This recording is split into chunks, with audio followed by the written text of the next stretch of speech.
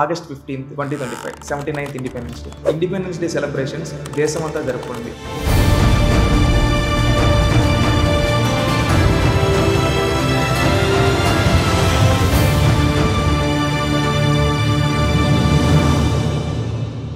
ఈ రోజు ప్రతి ఒక్క భారతీయ పౌరుడు ఇది నా దేశం అని చెప్పి గర్వంగా ప్రతి ఒక్క పౌరుడు వచ్చి జెండా వందనం అనేది చేయడం జరిగింది. వాళ్ళ ఇంటి పైన జెండా ఎగరేసి నేను భారతీయుని హర్ ఘర్ తిరంగా అంటూ జెండా ఎగరేస్తూ ఉంటే ఒక X chief minister now Pulivendula MLA YSRCP party president Jaganmohan Reddy గారు కనీసం జాతీయ జెండా కూడా ఎగరలేదు. అందరికీ నమస్తే. August 15th, 2025 independence day celebrations దేశమంతా జరుపుకుంది. 79th independence day. కానీ ఇక్కడ మనం గమనించాల్సింది ఒకటి, దేశమంతా స్వాతంత్ర దినోత్సవ వేడుకలు జరుపుకుంటూ ఉంటే ఒక ఆంధ్రప్రదేశ్ రాష్ట్రంలో మాత్రం జగన్మోహన్ రెడ్డి గారు ఎవరైతే ఉన్నారో X chief minister now Pulivendula MLA YSRCP party president కనీసం జాతీయ జెండా కూడా ఎగరలేదు. కాంగ్రెస్ పార్టీ ప్రెసిడెంట్ షర్మిలా గారు జెండా ఎగరేశారు. ఎవరైతే బీజేపీ ప్రెసిడెంట్ మాధవ్ గారు ఉన్నారో ఆయన ఎగరేశారు. సిపిఐ లీడర్స్ ఎగరేశారు. అదేవిధంగా Telugu Desam party state president Palla Srinivasarao గారు వాళ్ళ పార్టీ ఆఫీస్ లో ఎగరేశారు. సీఎం, డిప్యూటీ సీఎం వీళ్ళందరూ జెండా వందనం చేయడం జరిగింది. ఎక్స్ చీఫ్ మినిస్టర్స్ ఎవరైతే ఉన్నారో వాళ్ళందరూ కూడా జెండా ఎగరేశారు. Tamil Nadu ex chief minister, Karnataka ex chief minister, Uttar Pradesh ex chief minister, Maharashtra ex chief minister జెండా ఎగరేశారు. కానీ ఆంధ్రప్రదేశ్ ఎక్స్ చీఫ్ మినిస్టర్ మాత్రం జెండా ఎగరవేయలేదు. సర్పంచ్ కాడ నుంచి మొదలు పెడితే ప్రధానమంత్రి వరకు అందరూ జెండా వందనం చేయడం జరిగింది. అందరూ ఎగరవేశారు, ఒక్క జగన్మోహన్ రెడ్డి గారు తప్ప. మనం గమనించినట్లయితే హర్ ఘర్ తిరంగా అని ఢిల్లీ నుంచి గల్లీ వరకు ప్రతి ఒక్కరూ జెండా వందనం చేయడం జరిగింది. ఈ రోజు ప్రతి ఒక్క భారతీయ పౌరుడు ఇది నా దేశం అని చెప్పి గర్వంగా ప్రతి ఒక్క పౌరుడు వచ్చి జెండా వందనం అనేది చేయడం జరిగింది. వాళ్ళ ఇంటి పైన జెండా ఎగరేసి నేను భారతీయుని హర్ ఘర్ తిరంగా అంటూ జెండా ఎగరేస్తూ ఉంటే ఒక బాధ్యత గల అత్యున్నత స్థానంలో ఉన్న జగన్మోహన్ రెడ్డి గారు కనీసం జెండా ఎగరవేయలేదు. అంటే దీన్ని మనం ఏ విధంగా గమనించాలి? ఎందుకంటే ఎంతో మంది స్వాతంత్ర సమరయోధులు ప్రాణాలు అర్పించిన వాళ్ళ త్యాగం వల్ల ఈ రోజు మనకు స్వాతంత్రం వచ్చింది గుర్తు చేసుకుంటూ దాని భవిష్యత్ తరాలకు చెప్పాలనే ఆలోచనలో ఈ రోజు జెండా ఎగరేస్తుంటే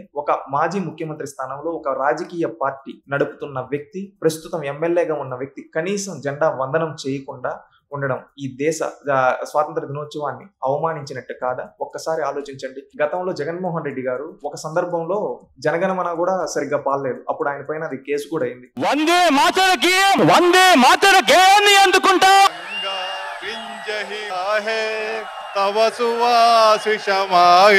ఈయనే కాదు, వీళ్ళ వైఫ్ భారతీ రెడ్డి గారు కూడా ఒక సందర్భంలో మన దేశాన్ని ఏ విధంగా అవమానించారు నేను చెప్తా. ఎందుకంటే వీళ్ళు మాట్లాడింది ఒకసారి వినండి మీరు. What kind of justice is this? What kind of country are we living in? What kind of a country is this? What kind of secularism? What kind of a state is this?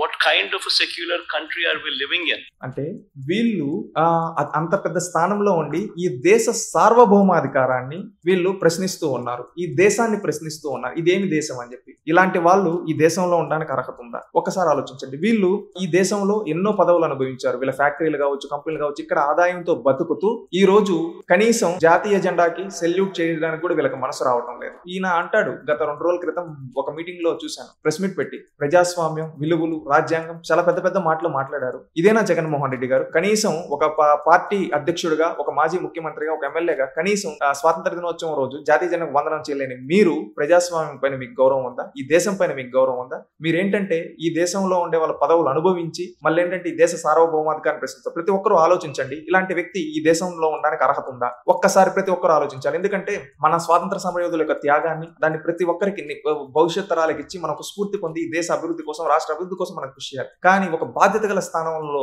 ఉన్న ఈ వ్యక్తి కనీసం స్వాతంత్ర దినోత్సవం రోజు జాతీయ జెండా ఎగరవేయలేనంత బిజీగా ఉన్నాడా?